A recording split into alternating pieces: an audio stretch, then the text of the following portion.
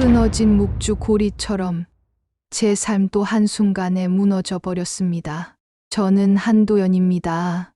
31살이고 부산 영도에서 가톨릭 수련 수녀로 지내고 있어요. 노비스라고 하죠. 아직 정식 서원을 하기 전 단계입니다. 2024년 3월의 어느 저녁이었어요. 거리 노숙인 쉼터에서 야간 봉사를 마치고 나서 바이올린을 들고 있었습니다. 쉼터 분위기가 무거울 때면 항상 연주를 해드렸거든요. 음악 치유를 전공했던 게 이런 때 도움이 됐죠. 도연 수녀님, 오늘도 고생하셨습니다. 이말순 회장님이 다가오셨어요. 70살이신데도 쉼터 후원 일을 도맡아 하시는 분이죠. 손에 뭔가 들고 계시더라고요. 이거 받으세요. 아기 턱받이인데 언젠가 쓸 일이 있을 거예요. 농담처럼 말씀하시며 건네주셨는데 당시엔 그저 웃으며 받기만 했습니다. 설마 정말로 제가 쓸 일이 생길 줄 몰랐죠. 쉼터에는 정만수라는 분이 계셨어요. 37살. 전에 아마추어 복서였다고 하더라고요. 알코올 중독과 폭력 전과가 있어서 재활 중이었습니다. 손목에 붉은 실 팔찌를 차고 있었는데 불안할 때마다 만지작거리는 버릇이 있었어요. AA 모임 표식이라고 했습니다. 그날도 만수 씨가 제게 다가왔어요. 수녀님, 저 정말 술 끊고 싶어요. 손이 너무 떨려서 미치겠어요. 떨리는 손으로 팔찌를 만지작거리며 말했습니다. 금단 증상이 심한 것 같았어요. 저는 그분의 이야기를 들어드렸죠. 새로 살고 싶다는 간절함이 느껴졌거든요. 그런데 그때부터 뭔가 이상한 느낌이 들었어요. 평소와 다른 시선, 미묘한 긴장감. 하지만 저는 그냥 제가 예민한 건가 생각했습니다. 민 알베르토 신부님이 저를 부르셨어요. 제 수련을 책임지고 계신 65살의 신부님이죠. 도연아, 내 마음의 고리를 너무 세게 조이지 마라. 묵주 고리처럼 말이다. 신부님은 제가 항상 끊어진 묵주 고리를 고쳐 매는 모습을 보셨나 봅니다.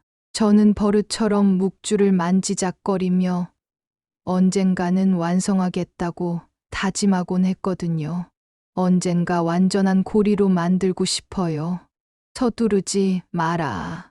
때가 되면 완성될 거다. 신부님의 말씀이 마음에 남았어요. 하지만 그 완성이 어떤 의미일지 그때는 전혀 몰랐습니다. 그날 밤 쉼터 주변에선 지자체 보조금 삭감 이야기가 나돌고 있었어요.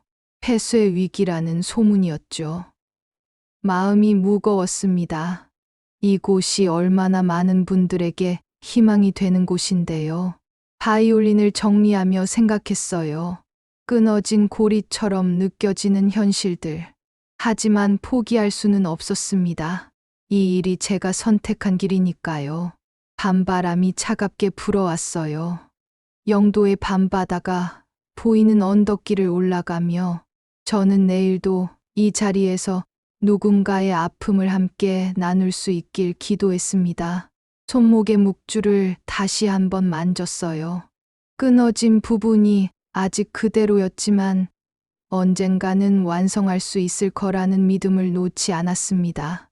며칠 후 만수 씨가 다시 저에게 상담을 요청했습니다. 평소보다 손떨림이 더 심해 보였어요. 수녀님, 저 진짜 새로 태어나고 싶어요. 술만 끊으면 다시 살 수 있을 것 같아요. 간절한 눈빛이었어요. 하지만 뭔가 다른 느낌도 있었습니다. 평소보다 초조해 보였거든요. 만수 씨, 금단 증상이 심해 보이네요. 전문의 상담을 받아보시는 게 어떨까요? 아니에요. 괜찮아요. 수녀님과 이야기하는 게 제일 도움이 돼요. 붉은 팔찌를 더욱 세게 만지작거렸어요. AA 모임에서 받은 거라고 했는데 그게 그분에겐 마지막 희망의 끈 같았나 봅니다. 상담이 끝나고 집으로 돌아가는 길이었어요. 평소보다 늦은 시간이었죠. 쉼터에서 나서면서도 뭔가 이상한 기분이 들었는데 그냥 피로 때문인 줄 알았습니다. 골목길을 걸으며 기도를 하고 있었어요. 오늘 만난 분들의 아픔이 조금이라도 덜어지길, 내일은 더 좋은 하루가 되길 하는 마음으로요.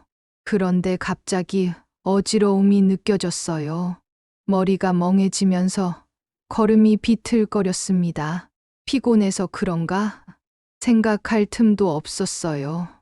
누군가 제 뒤에서 다가오는 기척을 느꼈거든요. 돌아보려 했지만 몸이 제대로 움직이지 않았습니다. 괜찮으시냐? 익숙한 목소리였어요. 하지만 뭔가 달랐습니다.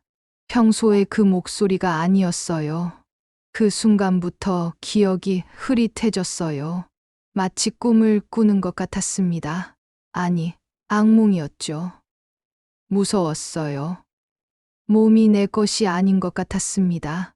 저항하고 싶었지만 힘이 들어가지 않았어요. 소리치고 싶었는데 목소리가 나오지 않았습니다. 하느님, 도와주세요. 마음속으로 계속 기도했어요. 그것만이 제가 할 수 있는 전부였거든요. 다음 날 아침, 집에서 깼을 때 몸 곳곳에 멍이 있었어요. 어젯밤 일이 꿈이었으면 좋겠다고 생각했지만 현실이었습니다. 기억에 공백이 있었어요. 어떻게 집까지 왔는지도 기억나지 않았습니다. 몸이 아팠고 마음은 더 아팠어요. 신고를 해야 하나 생각했어요. 하지만 확실하지 않은 기억들, 그리고 혹시 쉼터에 피해가 갈까 봐 망설여졌습니다. 내가 조심하지 못해서 그런 건 아닐까? 자꾸만 저 자신을 탓하게 됐어요. 수도자로서 부족했던 건 아닐까? 더 조심했어야 했던 건 아닐까 하는 생각들이 머릿속을 맴돌았습니다. 거울 속 제 모습을 보니 낯설었어요. 언제나 평온했던 제 얼굴에 두려움이 어려 있었거든요. 묵주를 꺼내서 기도를 시작했어요. 하지만 끊어진 고리가 자꾸 눈에 띄었습니다. 마치 제 마음처럼 끊어져 버린 것 같아서요. 그날 하루 종일 멍하니 지냈어요. 누구에게도 말할 수 없는 비밀을 혼자 안고 있으니까 답답했습니다. 저녁이 되어서야 마음을 정했어요. 일단 며칠 더 지켜보기로 했습니다. 혹시 제가 잘못 생각한 건 아닐까 하는 마지막 희망을 붙잡고 싶었거든요.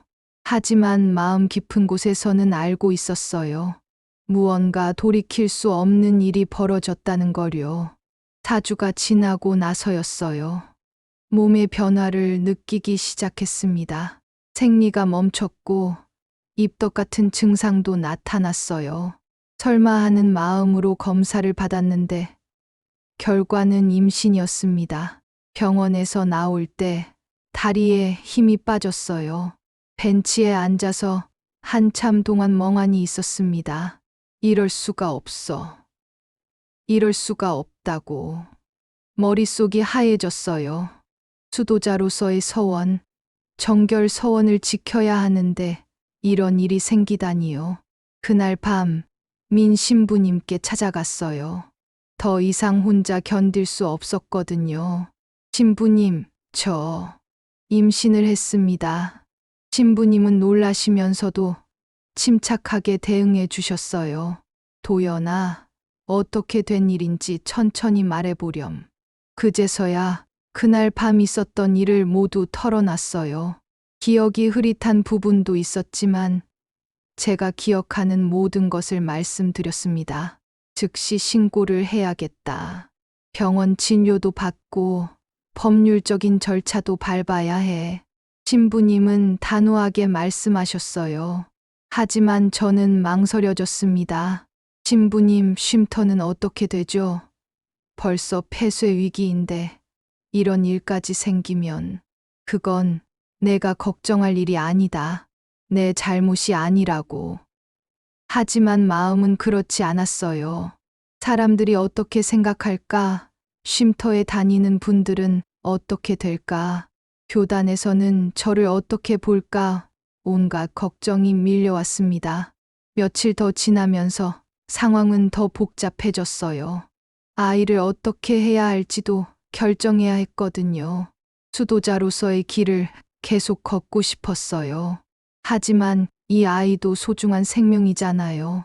어떤 상황에서 생긴 아이든 죄는 없는 거니까요. 밤마다 기도하며 하느님께 물어봤어요. 제가 어떻게 해야 할지, 무엇이 옳은 길인지요. 끊어진 묵주를 보면서 생각했어요. 제 인생도 이렇게 끊어진 채로 남을까요? 그런 저에게 민 신부님이 명함 하나를 건네주셨어요. 도연아, 필요하면 범윤 스님께 가거라. 자비의 길은 하나다. 범윤 스님은 제가 예전에 음악치유 봉사를 할 때 함께 일했던 분이었어요. 58살의 선원 주지 스님이시면서 심리상담 자격도 가지고 계셨죠. 스님께서 도움을 주실 수 있을 거다. 종교는 다르지만 사람의 아픔을 어루만지는 마음은 같거든. 신부님의 말씀에 조금이나마 위로가 됐어요. 혼자가 아니라는 생각이 들었거든요. 하지만 결국 결정은 제가 해야 했어요. 이 아이를 어떻게 할지, 제 앞으로의 길을 어떻게 걸을지 말입니다. 침묵 속에서 고민하는 시간들이 길어질수록 마음 한켠에서는 이미 답이 정해져 가고 있었어요. 이 아이를 지키고 싶다는 마음이요. 2024년 5월, 저는 선원 게스트하우스로 피했어요. 더 정확히 말하면 요양을 위해서였죠. 범윤 스님이 저를 따뜻하게 맞아주셨어요. 도연아, 여기서 마음을 정리해라. 서두를 일 없다. 스님은 모거를 두드리며 말씀하셨어요. 모거 소리가 마음을 차분하게 만들어줬습니다. 모거 소리는 마음의 호흡이다. 이 리듬에 맞춰 숨을 쉬어보렴. 스님의 가르침에 따라 모거 소리에 맞춰 호흡을 고르니 불안했던 마음이 조금씩 진정됐어요. 하지만 바깥 상황은 점점 안 좋아졌어요. 어디서 소문이 났는지 수녀 임신 이야기가 언론에까지 흘러나갔거든요. 도연 수녀 임신설, 쉼터 관리 부실 논란, 신문 기사 제목을 보는 순간 마음이 철렁했어요.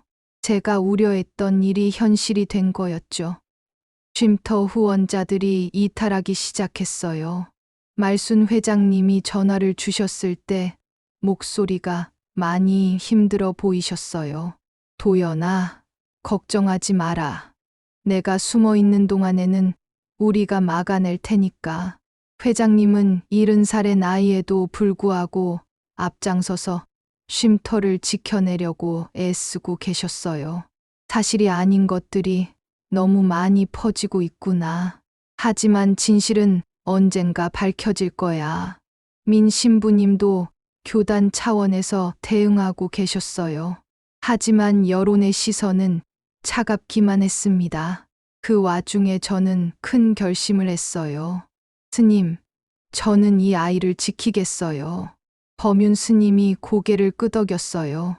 그것이 내 마음에서 나온 결정이라면 옳은 것이다. 하지만 수도자로서의 길은 어떻게 되는 걸까요? 길은 하나가 아니다. 하느님께 가는 길도 부처님께 가는 길도 여러 개란다. 스님의 말씀이 마음에 와닿았어요. 꼭 하나의 형태로만 신앙을 살아야 하는 건 아니라는 생각이 들었거든요. 6월이 되면서 배가 조금씩 불러오기 시작했어요. 거울을 보며 신기했습니다. 제 몸 안에 새로운 생명이 자라고 있다는 게요. 하지만 죄책감도 컸어요. 어떤 상황에서 생긴 아이든 이 아이에게는 죄가 없는데 제가 온전히 사랑할 수 있을까 하는 걱정이 들었거든요. 그런 제게 범윤 스님이 말씀해 주셨어요. 아이는 내가 선택한 사랑이다. 그것만으로도 충분하다. 선원회랑을 거닐며 생각했어요. 십자가와 목어, 서로 다른 종교의 상징이지만 결국 가리키는 바는 같다는 걸 깨달았습니다. 자비와 사랑이었어요. 비가 내리는 날이면 처마 끝에서 떨어지는 물방울 소리를 들으며 아이와 대화를 했어요. 우리 함께 잘 살아보자. 엄마가 지켜줄게. 그렇게 마음을 정하니 평안이 찾아왔어요. 아직 앞으로 해결해야 할 일들이 많이 남아 있었지만 더 이상 혼자가 아니라는 생각이 들었거든요. 이 아이가 있으니까요. 7월의 어느 날 선원 근처에서 정만수 씨를 봤어요. 서성거리는 모습이 보였는데 저를 찾고 있는 것 같았어요. 소문을 듣고 온 거겠죠. 범윤 스님이 먼저 그를 상담실로 데려가셨어요. 도연아, 준비됐으면 이리 와라. 스님의 부름에 마음을 가다듬고 상담실로 향했습니다. 만수 씨와 마주 보고 앉는 순간 그날 밤의 기억이 다시 떠올랐어요. 떨리는 손으로 붉은 팔찌를 만지작거리는 만수 씨를 보니 복잡한 감정이 들었습니다. 수녀님, 저 죄송합니다. 그가 고개를 숙이며 말했어요. 목소리가 떨리고 있었습니다. 제가 그날 밤 정신을 잃고 있었어요. 술도 마셨고 약물도. 하지만 그게 변명이 될 수는 없죠. 처음으로 그날 밤 일을 정확히 시인하는 순간이었어요. 범윤 스님이 차분하게 말씀하셨어요.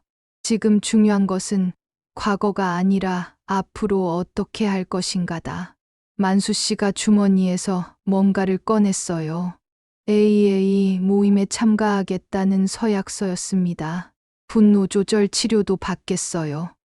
병원에도 다니고 있고 정신과 상담도 시작했습니다. 그러더니 손목에 붉은 팔찌를 풀기 시작했어요. 이걸 이제 벗겠어요. 저한테는 더 이상 필요하지 않아요. 테이블 위에 붉은 팔찌를 내려놨습니다. 그 순간이 무척 상징적으로 느껴졌어요. 저도 마음을 정하고 말했어요. 만수 씨, 저는 고발권을 포기한 것이 아니에요.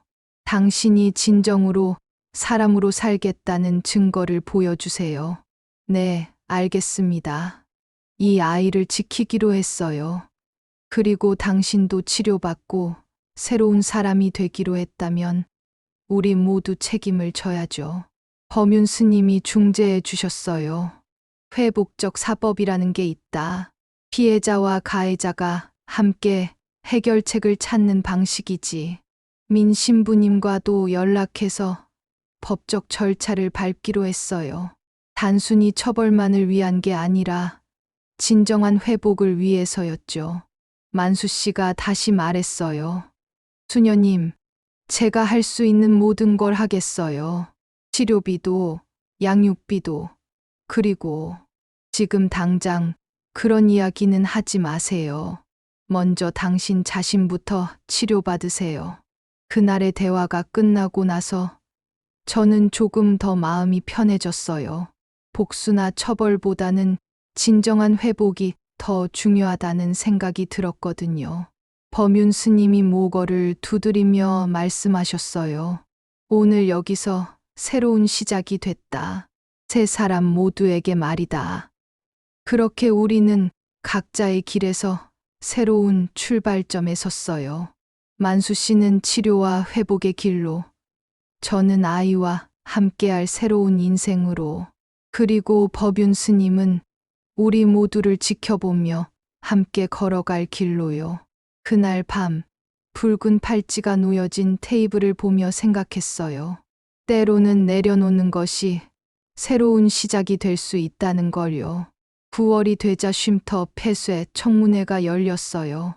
제가 숨어 있는 동안 상황이 더욱 복잡해졌거든요. 제 임신이 마치 쉼터 관리 부실 때문인 것처럼 왜곡되어 퍼졌어요. 쉼터에서 무슨 일이 있었던 거냐? 관리 감독이 제대로 안 됐던 거 아니냐? 지역 카페와 온라인 커뮤니티에서 온갖 추측들이 난무했어요. 사실과 전혀 다른 이야기들이었죠. 청문회 당일 비가 내렸어요. 말순 회장님이 첫 번째로 증언대에 서셨어요. 도연이는 쉼터 밖에서 피해를 당한 거예요. 기관과는 전혀 상관없는 일이라고요. 70살의 나이에도 불구하고 당당하게 말씀하셨어요. 그 아이가 얼마나 성실하고 헌신적으로 일했는지 여러분들은 모르시나 봐요. 이어서 민 신부님이 증언하셨어요. 도연 수녀는 피해자입니다. 그리고 지금도 용기를 내어 새로운 길을 걸어가고 있어요. 교단 차원에서도 철저히 조사했지만 쉼터 내부에서 벌어진 일이 아닙니다. 범윤 스님도 종교를 초월한 연대를 보여주셨어요. 인간의 고통에는 종교가 따로 없습니다. 도연이를 돕는 것이 우리의 도리입니다. 그리고 마지막에 정말 놀라운 일이 벌어졌어요. 만수 씨가 비공개 진술서를 제출한 거예요. 자신의 범행과 치료 계획을 상세히 적은 서류였죠. 저는 정만수입니다. 이 모든 일의 책임은 저에게 있습니다. 진술서에는 그날 밤의 진실과 함께 자신이 받고 있는 치료 과정, 그리고 앞으로의 계획이 담겨 있었어요. 공개적인 사과는 아이가 태어난 후에 하겠습니다. 지금은 치료에 전념하겠습니다. 청문회 결과는 조건부 쉼터 존치였어요. 후원금도 다시 들어오기 시작했고 내부 보호 시스템을 강화하는 조건으로 운영을 계속할 수 있게 됐습니다. 청문회가 끝나고 나오는 길에 비가 더 세게 내렸어요. 우산을 받쳐준 민 신부님과 함께 걸으며 생각했습니다. 많은 분들이 저를 위해 용기를 내어주셨다는 걸요. 그날 밤 선원으로 돌아와서 묵주를 꺼냈어요. 끊어진 고리를 다시 매보려고 했는데 마지막 한 알이 여전히 비어 있었습니다. 아직 때가 아닌가 보다. 혼자 중얼거리며 묵주를 다시 주머니에 넣었어요. 언젠가는 완성할 수 있을 거라는 믿음을 놓지 않았습니다. 배가 많이 불러온 상태였어요. 아이가 움직이는 게 느껴졌죠. 신기하고 신비로운 경험이었습니다. 우리가 이겨냈구나. 아이에게 속삭였어요. 앞으로도 험한 길이 많이 남아 있겠지만 이제는 혼자가 아니라는 확신이 들었거든요. 비 소리를 들으며 잠이 들었어요. 내일은 더 좋은 날이 될 거라는 희망을 품고요. 2025년 1월 드디어 출산 예정일이 다가왔어요. 선원 근처 병원으로 향하는 길에 진통이 시작됐습니다. 범윤 스님이 함께 가주셨어요. 도연아, 모거 소리를 기억해라. 그 리듬에 맞춰 숨을 쉬어라. 병실에서도 스님은 모거를 가져와 두드려 주셨어요. 진통이 올 때마다 그 소리에 맞춰 호흡을 고르니 조금이나마 견딜만 했어요. 후, 후. 모거의 리듬이 제 호흡을 이끌어줬습니다. 마치 아이도 그 소리를 듣고 있는 것 같았어요. 새벽 5시 27분. 작은 울음소리가 병실을 가득 채웠어요. 딸이었습니다. 건강한 딸이요. 축하한다, 도연아. 스님이 환하게 웃으며 말씀해 주셨어요. 간호사가 아이를 제 품에 안겨줬을 때의 그 순간을 평생 잊을 수 없을 것 같아요. 안녕, 선아야. 아이 이름은 선아로 정했어요. 선아, 상서로운 은총이라는 뜻입니다. 민 신부님이 병실로 오셨을 때 감동하셨어요. 하느님의 은총이구나. 신부님, 세례는 언제 받을 수 있을까요? 서두를 것 없다. 아이가 좀 더 자란 후에 하자. 그러시면서 신부님이 의미심장한 말씀을 하셨어요. 도연아, 고리의 마지막 한 알은 오늘 채워졌다. 그제서야 깨달았어요. 묵주의 완성이 바로 이 순간을 의미했다는 거요. 주머니에서 묵주를 꺼내보니 정말 신기했어요. 마지막 한 알이 제자리를 찾아가 있었거든요. 완전한 고리가 된 거죠. 이제 완성됐구나. 선아를 바라보며 혼자 중얼거렸어요. 아이가 제 인생의 마지막 퍼즐 조각이었던 거네요. 그런데 마음 한편으로는 걱정도 됐어요. 수도서원은 어떻게 해야 할지, 앞으로 어떤 길을 걸어가야 할지 막막했거든요. 하지만 선아의 작은 손을 보니 용기가 생겼어요. 엄마가 잘 키워줄게. 당당하게 살아가자. 법윤 스님이 모거를 다시 한번 두드려 주셨어요. 이제 새로운 시작이다. 그 소리가 마치 축복의 종소리처럼 들렸어요. 선아가 처음으로 제 목소리를 들었을 때 울음을 멈췄어요. 마치 엄마를 알아보는 것 같았습니다. 우리 함께 살아가자, 선아야. 새벽 햇살이 병실로 들어왔어요. 새로운 하루, 새로운 시작을 알리는 빛이었습니다. 그 빛 속에서 선아가 평화롭게 잠들어 있는 모습을 보며 생각했어요. 모든 고통에는 의미가 있다는 걸, 그리고 사랑으로 극복할 수 없는 것은 없다는 걸 배웠습니다. 교단과의 협의를 통해 수도서원을 잠시 연기하기로 했어요. 선아와 함께 새로운 길을 모색해 보려고요. 제 인생에서 가장 힘들었던 시간이 끝나고 가장 소중한 선물을 받은 순간이었습니다. 2025년 봄, 쉼터 재개관 음악회 날이 왔어요. 3개월 된 선아를 유모차에 태우고 쉼터로 향했습니다. 오랜만에 바이올린을 들고 가는 길이었어요. 쉼터는 예전보다 더 깔끔하게 정비되어 있었어요. 보안 시설도 강화되고 상담실도 새로 만들어졌더라고요. 도연아, 왔구나. 말순 회장님이 반갑게 맞아주셨어요. 선아를 보시더니 눈물을 글썽이셨어요. 이 예쁜 아가가 선아구나. 정말 천사 같다. 회장님, 그때 주신 턱받이 정말 요긴하게 쓰고 있어요. 그때 농담으로 준 건데 정말 쓸 줄 몰랐지. 회장님이 웃으며 선아의 뺨을 살짝 어루만져 주셨어요. 음악회 준비를 하는 동안 많은 분들이 저와 선아를 보러 왔어요. 처음에는 어색했는데 다들 따뜻하게 받아들여 주셨어요. 수녀님, 그동안 고생 많으셨어요. 아이가 정말 예쁘네요. 이제 괜찮은 거죠? 사람들의 관심과 사랑이 느껴졌어요. 음악회가 시작되고 제가 바이올린을 연주할 차례가 왔어요. 아베 마리아를 연주했는데 그동안의 모든 감정이 음악에 녹아들었어요. 고통도, 희망도, 사랑도 모두요. 연주가 끝나고 박수가 터져 나왔을 때 정말 벅찼어요. 그때 무대 뒤에서 정만수 씨가 나타났어요. 6개월간 치료받은 모습이 많이 달라 보였어요. 예전에 불안하고 공격적인 모습은 사라지고 차분하고 진중해진 것 같았어요.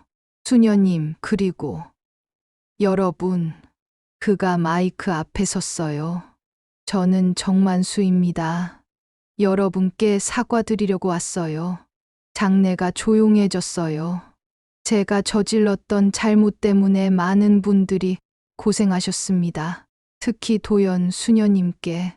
목소리가 떨렸지만 끝까지 말씀을 이어갔어요.